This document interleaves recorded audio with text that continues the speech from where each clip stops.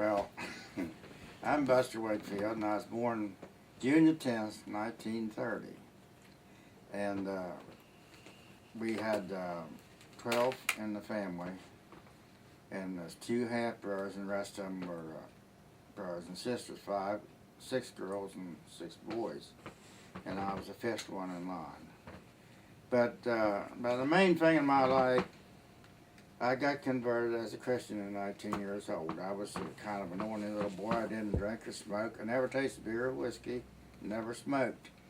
But 19 years old, I found the Lord, and I've been a Christian ever since. And I think that's the joy in my life, is putting the Lord first and always being thankful. If you're not thankful, I think is the worst thing you can be. Well, did you grow up with electricity? No, we didn't have electricity for years and years. We had an outside toilet, and I'd walk. It was clean out by the barn, and I'd go out there in the wintertime barefoot to it. Oh, it was cold. And, of course, no, we never had electricity till... and didn't have running water? You had to carry it from Well, I had to home? carry all the water from down there to Sawmill, clean up and everything. And Ma'am never had a cellar. That's one thing she didn't have, and saw the solid rock there under the house where Pap built on the hill up here. But the beautiful sunrise, I guess, paid for that. It was so beautiful. But it was back when I was a little boy, I followed Pap around because it was 4 years between me and my older brother, Carl. And it seemed like that was the rest of the children were 2 years. But I went with Pap a lot. And I was always observed as a guy. I just remember everything. If I go out the road and somebody'd have something on the road, and next time I went out, I noticed it was gone. But anyways, Pap, when he would go to town, Pap was always in a hurry. He just drove fast, and he walked real fast, and he didn't wait for you to keep up with him. He had to run and catch up, and then you drop back. But he'd go to Friendsville one time, and these old Dodge Brothers, and went down there to Bill Fraser's store where Tammy's Restaurant is. That intersection, he almost run into somebody. And he went on down around the Fox's Hardware, and the railroad crossed right out there at the corner of Custer's feed store. He almost run into the train. But that was all in one trip. And Pap, he had taken a load of buckwheat down there in his car to get round, and I'd always go in there and I'd watch the belts going and how everything was working. And Pap, he'd take 25 bushel on his old Dodge and take the seat out in the back and get it ground. And then that's how he come to buy that old truck. And anyways, now the next door down where the hotel is, that was also a feed mill and a grinder. And I go in there, and well, at that time they had pretty sacks, flowered sacks. And I don't know, I always picked out the ones that I thought was pretty. The women probably had a different idea. But I had the choice of picking out the ones that I thought was pretty, and then they'd drag them out and put in the car. I done that in both feed stores. And Aubrey Custer, his dad was Bud, and he had a big mustache. They lived over there across the bridge where Ivor Nummerson used to live. That's where Bud Custer lived, in Aubrey. That's my Well, they Easter were dress that beautiful. Mother made me. Wow. I think it was 1946. And that was a feed sack. Wow, that's cool. I've only pictured them as being white, and they were beautiful. As I started, my dad, well, Pap, he and his brother, Uncle Walt, had a Frick sawmill, a Frick steam engine, and a Frick rice machine. But in 1937, times got slow, and they sold out. But I remember all that stuff. I watched that steam engine. I can draw pictures of it. The water gauges and the flywheels and the fleas that went bad at the end, and the puffing. And Pap, he'd go out in the fall. He'd go move his engine out and go pull the rice machine all over the country. Seemed like he was going all summer. But he lived by that steam engine. He had old greasy overalls on. He just lived by it. And he smoked a 5 bars pipe at that time. And but he Uncle Walt, he just pulled the lever and sawed. But when he was ready to saw, he'd say, "Let her go, Lloyd," and then Pap would start the steam engine up, and Pap, he knew how much steam he had just for the sound of the puff. And Pap done everything else on the sawmill, except Uncle Walt done that. And I know one guy, he's skidding them in at the horses in the winter. It was all muddy, and he's a tall guy, but they called him Shorty.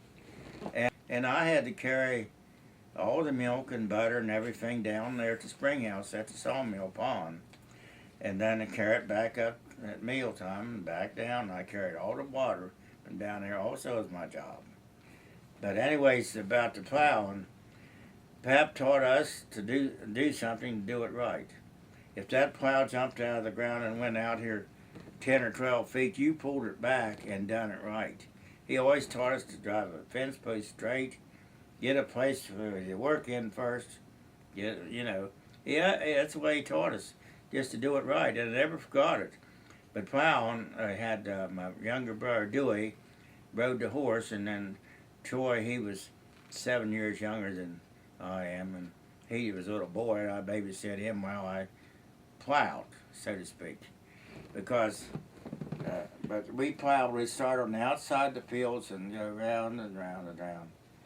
And it was, I always liked to plow, just to turn the fod over, and it's interesting. I thought I think everything's been interesting to me. I mean, I just love to do it, and of course that was. But right there between where S&S Market is, and through Brad's Garage, that's where the train track went, down past that Custer's Feed Store. And I remember the cross signs, railroad crossing. But it went, at that time, Pap, he told about engineer caught him hitchhiking, and they caught him inside and gave him a going over. But Pap done that also up in West Virginia on the big C&O. But he was aggravated when they took the railroad off, the steam engine off the railroad. I don't know much about the Friendsville trains. I do know that it went up to Kendall.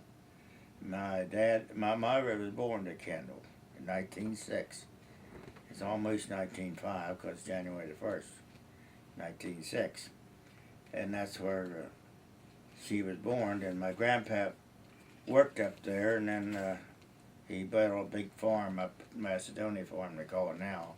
That was a Van Sickle, Sam Van Sickle's daughter. But then there's McCall coal mines up there also. And they don't say much about that, but I do remember there was a big coal business in Friendsville. And I used to go up to Youghiogheny River, you could, at that day. And you could see where they had chutes that come down off from the mines down into the railroad cars. I know I can't tell you much more about Friendsville. Now Gordon Wright can. Gordon Wright knows all that. He said the trains used to hang up coming up down there from up to where the park is and stuff. Rathrowan, we called it. Rathrowan. It's out there where Dick Carterton used to live. It's big, out Bear Creek. Yeah. It's almost a mile out of town.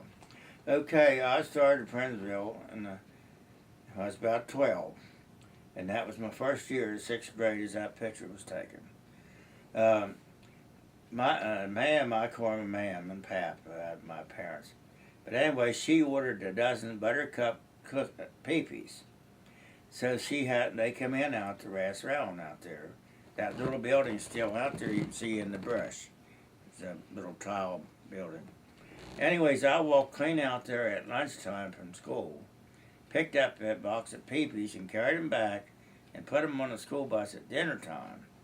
And then it must have been cold because she raised them up by the chimney in the house for a while. But I done that in the first grade at Friendsville. I went 5 grades over here, and then they started, in the 6th grade at Friendsville, there was a lot of brothers and sisters in that school, in that class. I could name them all to you. and most of them's dead. Do you remember anything about like going to the movies at the Opera House? Did you ever do that? I only got to go about 6 times because my mother was real strict, and she didn't allow us to do things like that. And I went about 6 times, and Tommy Signs, you've heard of him? He was my first cousin. I understood that he collected the tickets.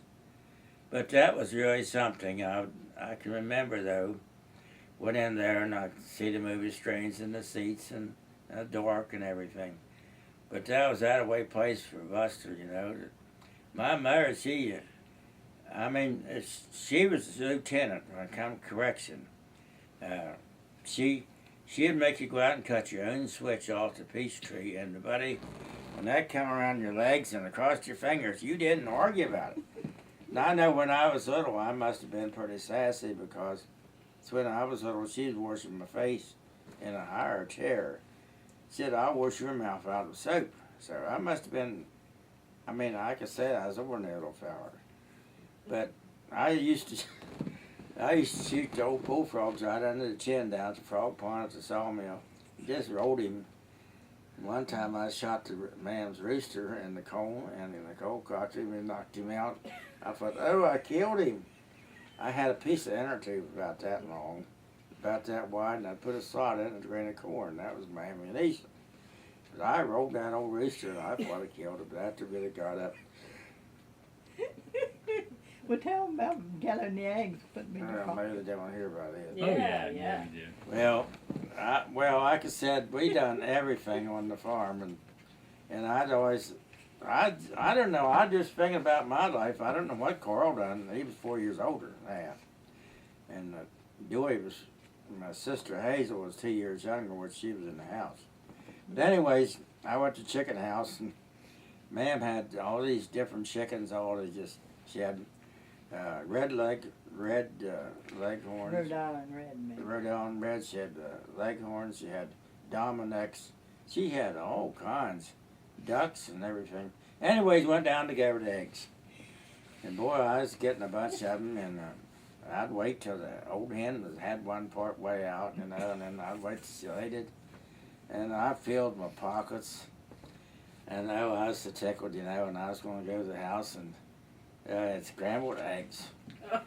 So I got to the house and I started pouring them out. She slung them at me, and I couldn't blame her, Now the old post office now, it was there where the bank is now. I remember it. It is an enormous building, and you had to have steps you went up in to it, right there on the corner where the bank is.